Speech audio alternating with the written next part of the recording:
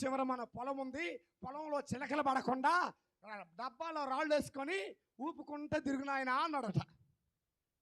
సరే అని చెప్పి అంతోని వారు చక్కగా డబ్బాలో రాళ్ళు వేసుకొని దేవుని స్తోత్రం దేవుని స్తోత్రం అని చేను చుట్టూరే తిరుగుతున్నాడట. సాయంత్రం 6 అయిందంట, జపమాలకు టైం అయిందట. ఆత్మేమో జపమాల పో అని చెబుతుంది, తండ్రి ఏమో చేనుకి. ఏం చేయాలి ఇప్పుడు? తండ్రి మాటకి విధేయత చూపాలా, ప్రార్థనకి వెళ్ళాలా? తండ్రి మాట విధేయత చూపకపోతే తండ్రి కొడతాడు, ప్రార్థనకి వెళ్ళకపోతే దేవుడికి దూరం అవుతా ఏమవుతా అని అనుకొని అంతోని వారు అన్నారట, ప్రభువా ఇదిగో ఇక్కడ ఉన్న పక్షులు ఇక్కడ ఉన్న చిలకలు అన్నీ కూడా ఒక గదిలోకి పోవునుగా కా అన్నాడంటండి. ఎందులోకి? ఈ చిలకలన్నీ గదిలోకి వెళ్ళాయి. ఈయన ప్రార్థనకి వెళ్ళాడు. ఈ తండ్రి చేనుకాడికి వచ్చాడు. నా కొడుకు ఎక్కడ, నా కొడుకు ఎక్కడ అంటే ఆయనేమో ప్రార్థన, చిలకలేమో గదిలో ఉన్నాయి. సరేలే